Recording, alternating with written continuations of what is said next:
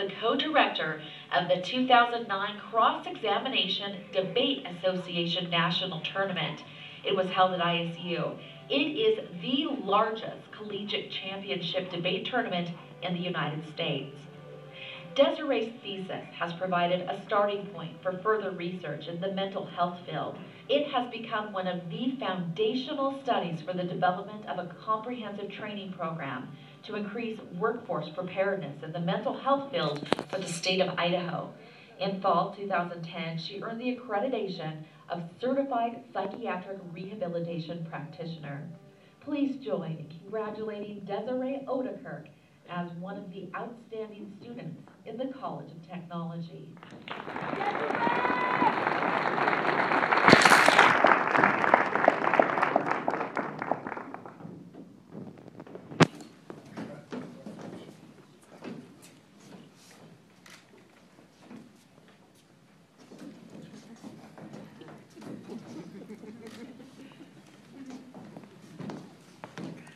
Wow, when somebody else says it, it makes me sound really legitimate. Before I start, I just want to say that I'm profoundly thankful to the administration, the alumni, the staff, and the faculty here at Idaho State University. I'm also very thankful to the selection committee. I would also like to take a moment to thank the family, the friends, and the colleagues that are all here in supporting all 12 of us outstanding students. Two things that you should know about me before I start my kind of lengthy speech. One is I have made it through life by ignoring everybody else's realities, and I indulge in my own. The second is I have been encouraged all of my life to slow down and to speak quietly. And I've even been dared not to speak and been offered financial compensation to not do that at times. So, if you'll indulge me, because you have no choice, because I'm up here, I would like to share a brief story that I have often looked back to throughout my life. It's called The Race by Dilbert H. Groberg, and I have edited to kind of make it a little bit shorter for this. Quit! Give up. You're beaten. They shout at me and plead. There's just too much against you now. This time, you cannot succeed. And as I start to hang my head in front of failure's face, my downward fall is broken by the memory of a race.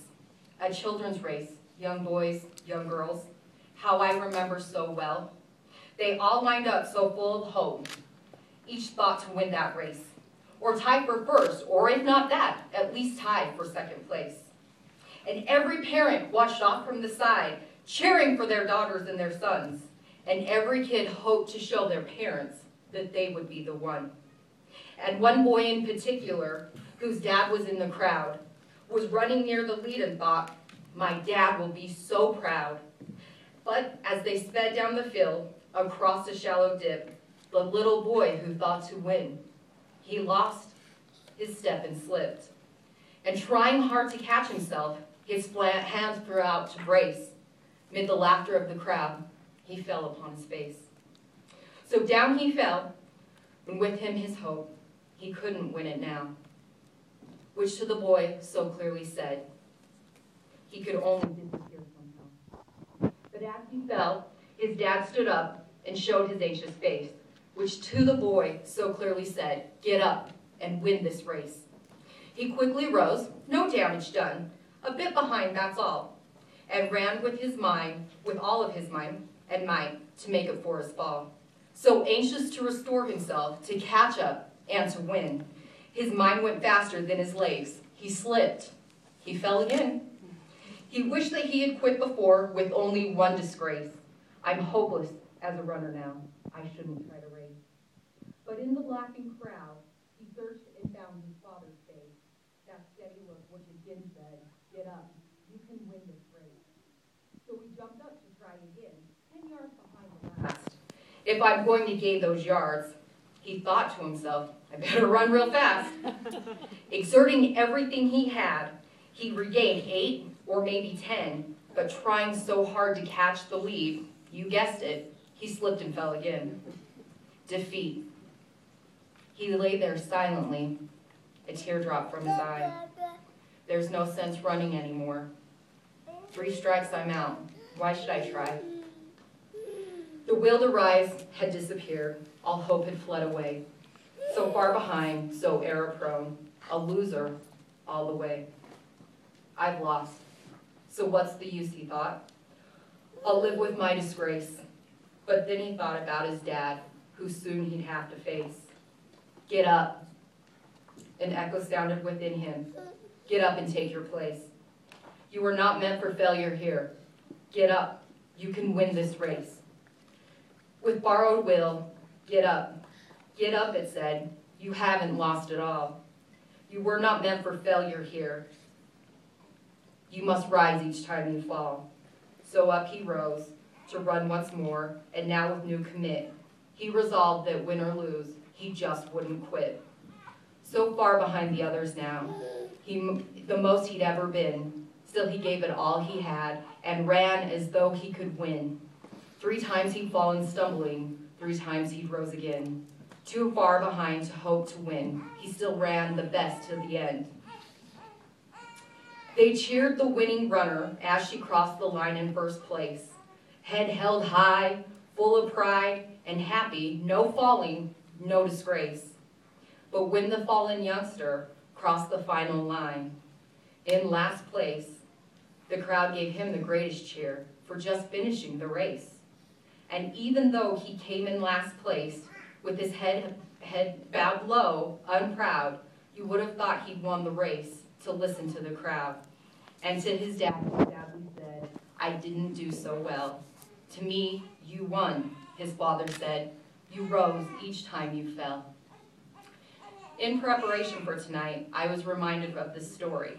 So theoretically, standing here, you think, yay, she's the girl that ran really fast and won the race. Or you're sitting back thinking, oh my gosh, she's still going, and now we've got to hear the 3 stories of when she fell and overcame those hurdles. Nope. I want to talk about the voice of the father that said, get up each time.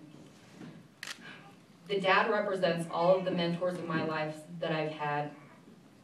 The mentors in my life that always seem so perfect, so focused. They worked hard and were always able to accomplish what they wanted. I'm a scatterbrain. I couldn't gain perfection.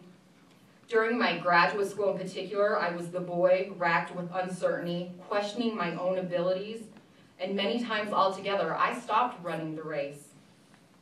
And fortunately for me, those oh-so-ever-perfect mentors that I had thought that they could exploit my weaknesses, which were truly my strengths, and poke my fear of failure and my stubbornness to never quit, and they helped me prevail and pull through. I would like to thank the tireless efforts of my graduate professor, Dr. Rita McNeil, for all the frantic phone calls, the very mean, harassing emails, and confrontational meetings. Thank you, Dr. McNeil. I would also like to thank the efforts of the Human Resource Training and Development staff, the knowledge, skills, and abilities that my department imbues with me throughout the pursuit of my master's degree. I'm truly humbled to be surrounded by greatness.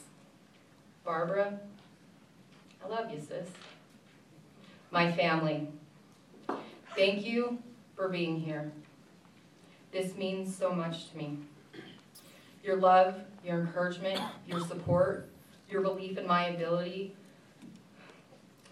to allow me to demonstrate my skills, that just being a talking head isn't all I am, but that I'm actually smart and I can achieve something and make change in this world. Thank you. And finally, my husband, my best friend. I wouldn't be standing here without you. What we share is inevitable. Thank you.